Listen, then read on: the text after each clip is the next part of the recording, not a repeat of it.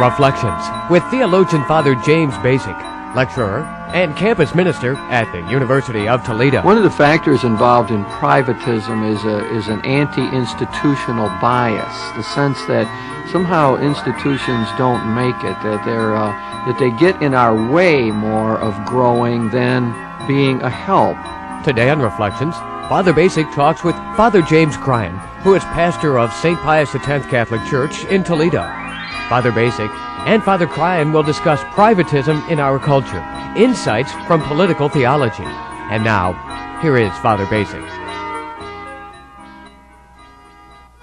Jim, I think one of the great joys in life is having theological conversation. I think that's something that we share. Not everybody in the world thinks that way. I mean, a lot of people think theology is a sort of arcane science and out of touch with reality and so on. But for you and me, that's one of the joys of life, just being able to sit down and talk about the great theologians and the way they make an impact on our world. So I'd like to talk a little bit about a particular theologian, not a really well-known one in the United States. Johann Baptist Metz is the particular theologian, a disciple of Rahner, and associated with the notion of political theology. But I think whenever we talk about theologians, they have meaning, for me at least, in terms of real-life problems or challenges, the concerns of life. And the concern that I want to deal with here is what Metz calls privatism.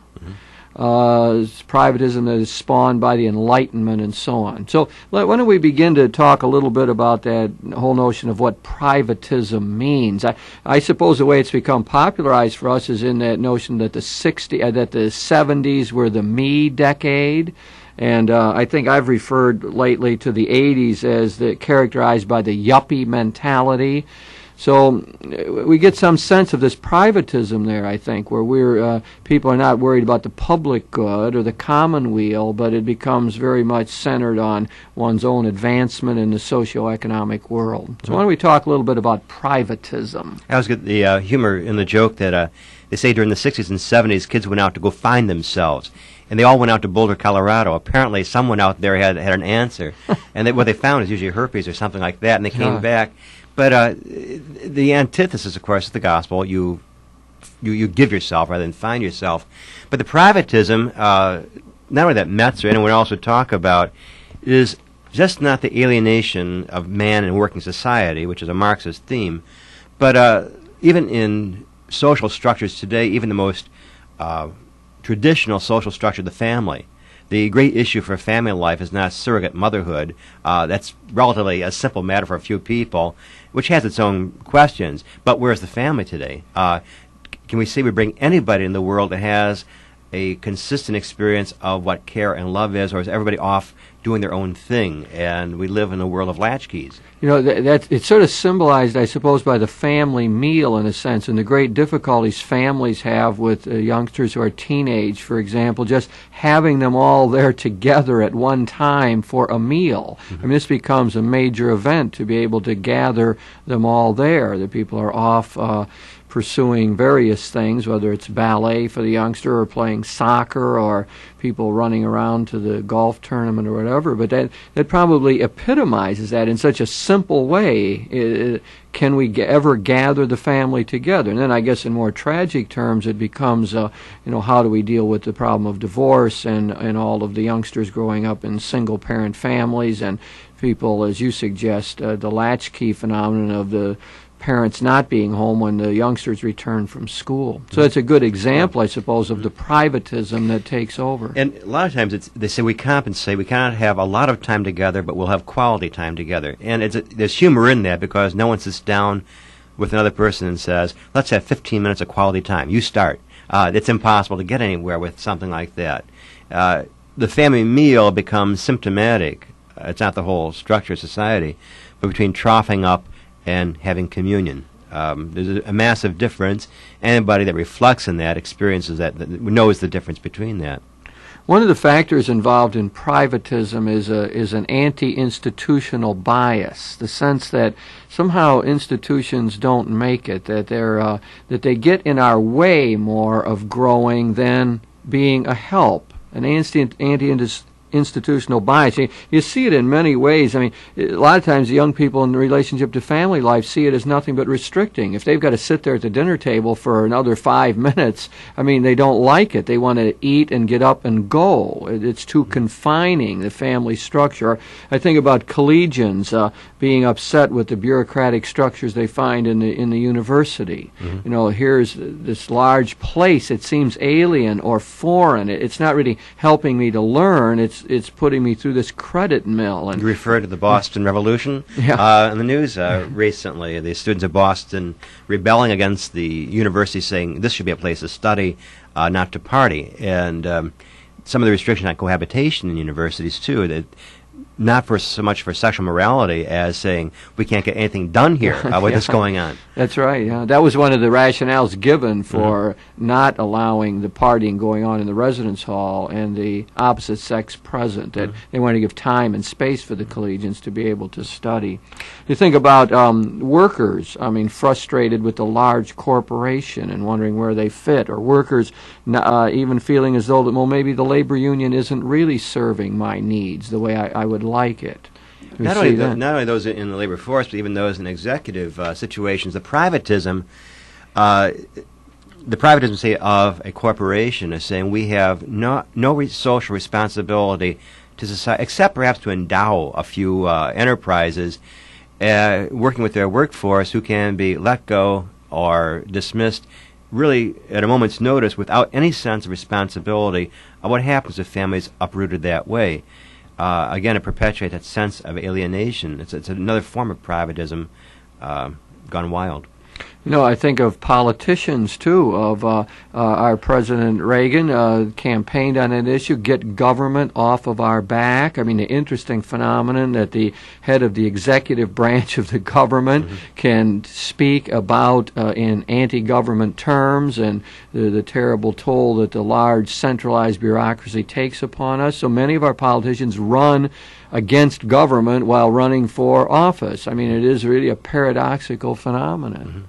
And then we see this among Christians, too. Many Christians will look at the institutional church and say, well, that gets in my way. I want to be closer to Christ. I want to get the Spirit in my heart and really feel this thing. But the institutional church, it's a large bureaucracy, and they've got a lot of money, and they don't spend it well, and the authority figures get in my way of becoming closer to God. Now, that is another aspect, I think, of this anti-institutional bias. It's a denial of our social reality as human beings. Even on the thing about institution, Yale University did a study on cohabitation, a fascinating study, and why the phenomenon was that among kids who cohabit before marriage, the chances are about 35% higher than ordinary marriages that fail break up. And they say, well, why?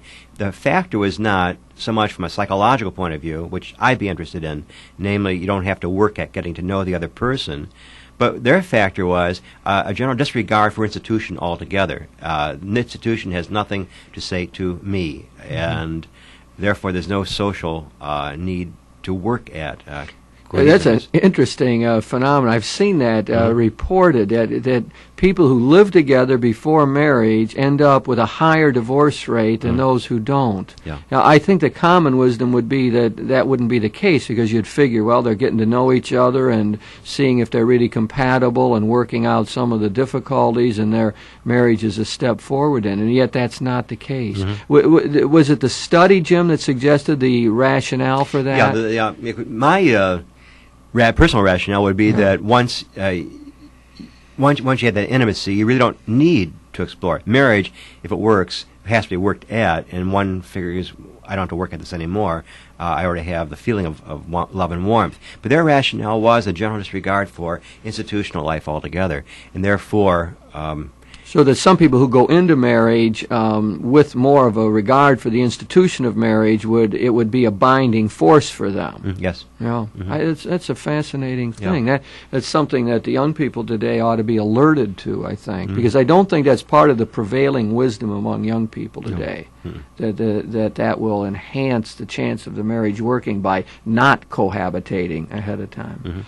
Okay, so let's talk a little bit about the roots of this privatism, Jim. I mean, people aren't often interested in the history of questions, and yet, unless we see something of the history, it's hard to know how we got to this point. I mean, how did we end up with this tremendous privatism? And our friend Johann Baptist Metz, the German theologian, disciple of Rahner, roots it in the Enlightenment. The Enlightenment being an 18th century phenomenon, roughly, commonly called the Age of Reason. I guess we associate it with names like Immanuel Kant and Voltaire and Rousseau. And in the United States, more familiar figures to people with Thomas Jefferson and Benjamin Franklin as representing, I think, this Enlightenment notion.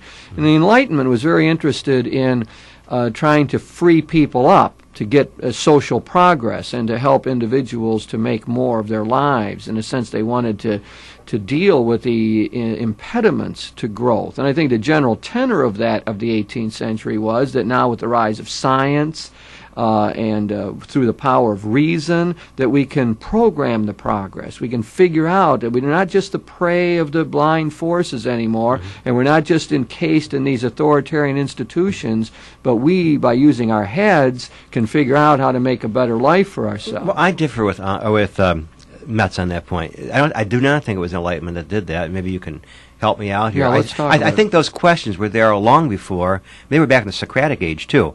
And I don't think that the Enlightenment, the stress on reason, is what did it. One of the phenomena, if you take the difference between the communal aspect of the medieval church, the early medieval church, when you asked a question, who is God, what is life, you did it always with another. The sententia were ideas tossed out to a class to go walking through the woods, walk down a road, go on a pilgrimage together, spend 3 or 4 days together, Chaucer's Canterbury Tales. You will get to know each other, how you think, and you will find a bonding taking place. That was very much under the aegis of the church. That common spiritual, wouldn't be national, feudal concept was unified. With the demise of Christian unity, when people did become private in their opinions, they did have their own personal reflections on the Bible. Not so much personal interpretation, but they did not need to sit and talk out an issue with somebody. They would take their scriptures home by themselves and wait for private inspiration, feeling, whatever. They didn't have to bring this out in communion with another. And it begins the notion of a privatism, even, say, in religious experience. Well, I would say my own opinion on this is that privatism has a lot of roots, and that you just can't link it with the Enlightenment. I mean, in a sense, it's connected with the scientific revolution, it seems to me. That creates factories, takes people away from the farms, which was a more communal kind of life, and now you're working as an individual and even doing piecework and so on in factories. That broke down family life a lot. I think it's got to do with the urbanization of the world, the rise of the cities, and the cities based on a division of duties, so that one person isn't doing a total task, but you just start doing small private things. I think the rise of capitalism has something to do with it. We could look at Adam Smith and his analysis of the capitalistic spirit and division of labor again. I think that what you pointed to, the Protestant Reformation in the 16th century, is a big part of it. It often broke down, even a monastic sense and more private interpretation. So I would say my feeling is the Enlightenment of the 18th century and the rise of the Age of Reason is one factor among many that's broken down, as I think you well put it, the Christendom helped break down the medieval social context. The general segmentalization of society, McLuhan calls it the Gutenberg galaxy, with the invention of print becoming more visual. We divide labor up, time. In fact, it's interesting, in linguistics courses, you'd say, the Hopi Indians would say, when is the feast? And they'd say, right now. And you don't see anything happening, but their sense of what's happening among the people. The feast is going on even though someone is out hunting, someone's getting fire ready, whereas our idea of what's happening now is divided more carefully. It's also curious, too, and I'm thinking of the little argument they had at Boston College or Boston University. You need private time to study, to learn. You can't do it privately. And it's totally, I'm thinking of John Henry Newman's idea of a university, where the university is the place to do it all together. Yes. And he felt that one of the great parts of the learning process was being with other students. But we have that phenomenon yet, Jim, that'd be interesting to look at, students wanting to study with others. And I don't know exactly what that means very often, I mean, whether they really talk or not, but they do mention that as one, we'll go study together. I think maybe sometimes you get sort of a tutorial relationship, like there's a student who understands math better than the other one and might be willing to help. I think even in art, Charlie Chaplin, I think the movie is called The Clockmaker. You have the machinery, everything is divided up. He gets lost in the cogs of the wheels. He does not feel as though he's part of the product he's making. Again, the idea of the private industry creating a private individual who's simply lost and all alone. It's nothing new as far as the existentialism, say, of the 40s and 50s. Man is an island. Let's take one other aspect of the Enlightenment, the 18th century phenomenon, the age of reason and so on, that Metz highlights. And he makes a big thing that helped create the bourgeoisie, which, I mean, roughly translated means middle class or people with middle class values, which he tends to see as tending towards this privatism. That the middle class moves in this direction. What happens is that the segments of life get taken out from under that sacred canopy of the church, so that the church doesn't control economics or politics anymore, but middle-class people begin to go about doing those things themselves. They have a distinct political life, a distinct economic life. They have to relate to the state now as citizens and not, as this larger Christendom as members of the church and society at the same time. Any social program today, the whole argument and social program has been, don't ask the state or the church to do it. Go seek it private individuals. Don't let this become the common need of all, which the result is that the middle class has found themselves all of a sudden overwhelmed with the massive needs out there somewhere of people who are in different forms of needs, health care, food, and whatever it is, and they realize now they cannot do it all by themselves. It's really the privatism of the middle class is mushroomed, and now the middle class is feeling the burden of the cost of that privatism. In our own culture, in our own time, It's interesting, though, when Europeans talk about the bourgeoisie and intellectuals say that, it has a very pejorative, negative sound to it. The bourgeoisie values are not really authentic. They're not with it, and they're superficial and so on. But when we say middle class in the United States, it has a more positive feel to it, like we'd like, the Midwest middle-class values or the common wisdom of ordinary average people. I mean, we have a much more positive sense. Someone like Metz is, in saying the word bourgeoisie, has got these negative feelings that here's superficial people who have never grappled with the deep problems of life. Yeah. Jim, let's go on to say something more about our friend Johann Baptist Metz here, just to locate him a little bit. He's a 20th century Catholic theologian and a disciple of Karl Rahner, and has written some important books and so on, The Theology of the World being one, The Emergent Church being another, Poverty of Spirit is one, and then we have one called Faith, History, and Society. Important books, but I must say very hard to read. I don't think we're going to recommend those as bedtime reading, but maybe we can fall asleep. Yeah, that's right. Great if you got insomnia. I mean, I once asked a theologian, a really bright one, I said, do you really understand what Metz says?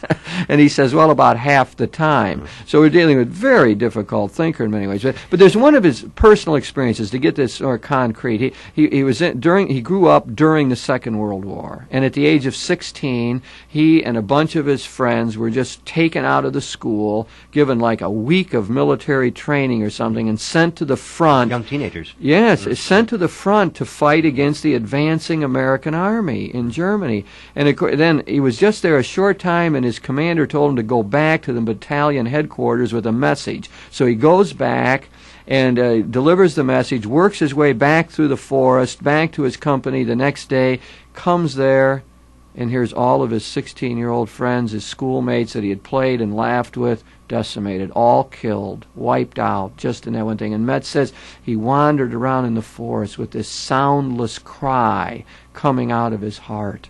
And ever since, I think, he's been driven by a sense, how do you make sense out of that kind of event? What can you say about those, about young people who suffer for no reason, a senseless, a stupid war?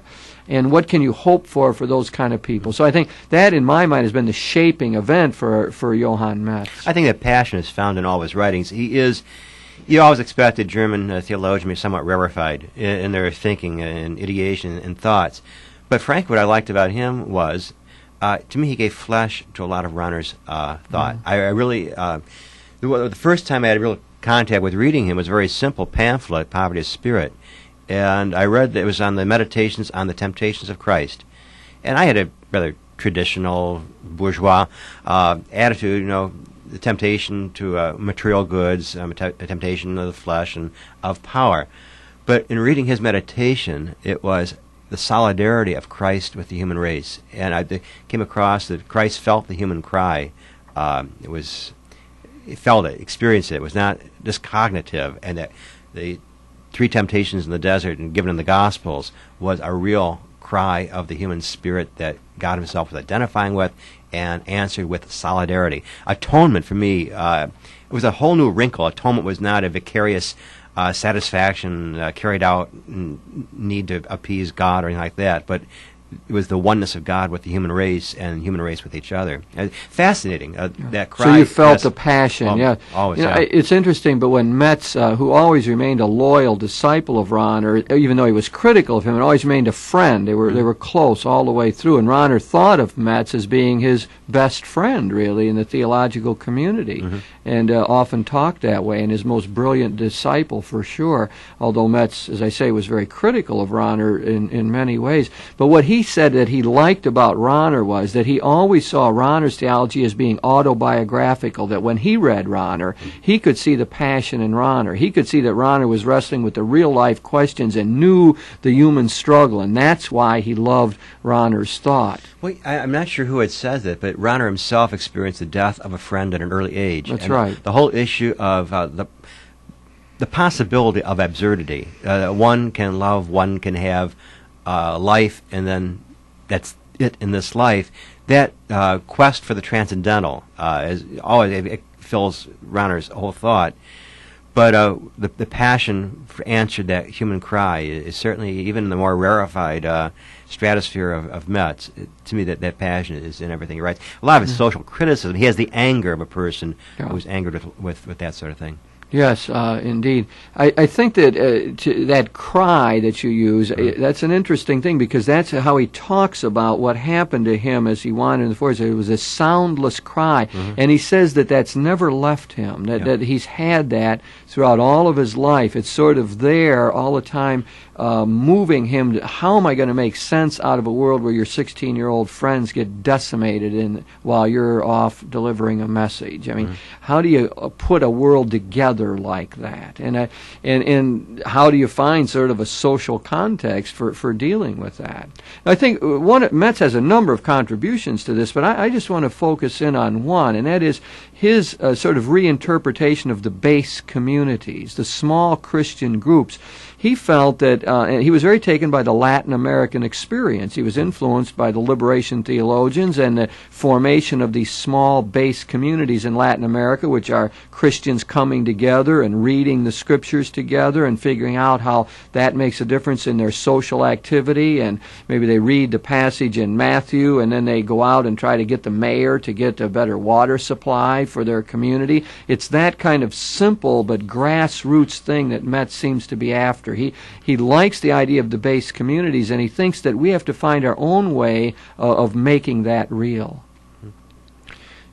As I see it, Jim, the base communities, the strength is that it shows a concrete way of overcoming privatism. In other words, it's all the things you were saying. It's got the components like of Newman's idea of the university. Now you're sitting down with people, talking about real social problems, reading the scriptures together, and as you do so, you learn from one another. Now, I have this past September, August, I was in Europe for this international meeting, and the delegates from all over the world, each one brings his own difficulties of the church. American church, about the declining number of clergy, France, declining number of experience of faith, and so forth.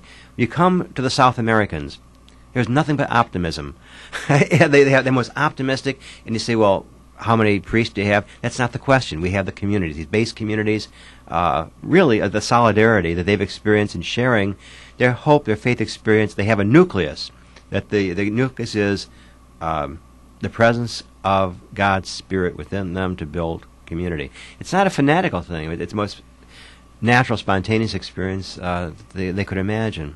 Now, what Metz is suggesting to us that there must be ways to do the same thing in other contexts. We can't just repeat the Latin American experience. I suppose as middle-class Americans, what he'd be suggesting to us is that it's important for all of us to have face-to-face relationships where we can emote and share our dreams and find some support. I think maybe we see our own phenomenon that, like, divorced people who gather together in support groups, or people in AA, or in large parishes where they divide it up into regions, or where there's subgroupings within parishes, where people come together around shared values and try to do something effective in the world.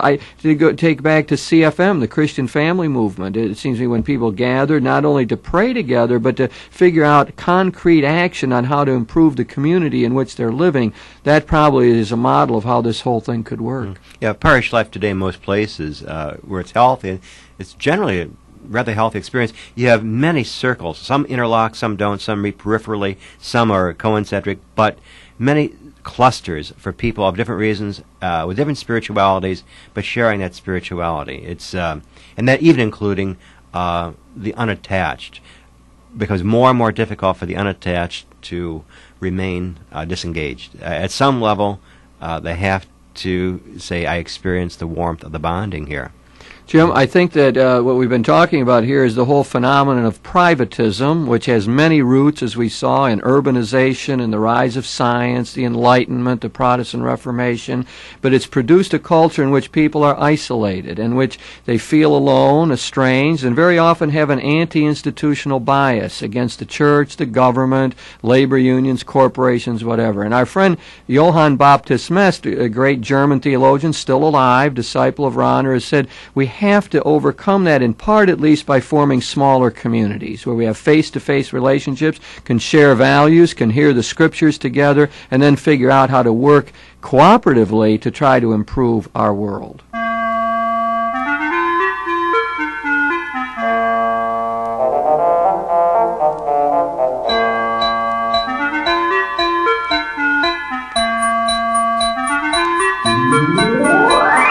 You've been listening to Reflections with theologian Father James Bacik, lecturer and campus minister at the University of Toledo. Today, Father Bacik talked with Father James Cryan, who is pastor of St. Pius X Roman Catholic Church in Toledo, Ohio. The topic of this week's Reflections was Privatism in Our Culture, Insights from Political Theology. If you have any comments on today's show or suggestions for future programs, please write Father James Bacik, Catholic Campus Ministry, 2086 Brookdale Drive, Toledo, Ohio, 43606. Funding for this program was provided by the Catholic Communications Commission of the Diocese of Toledo.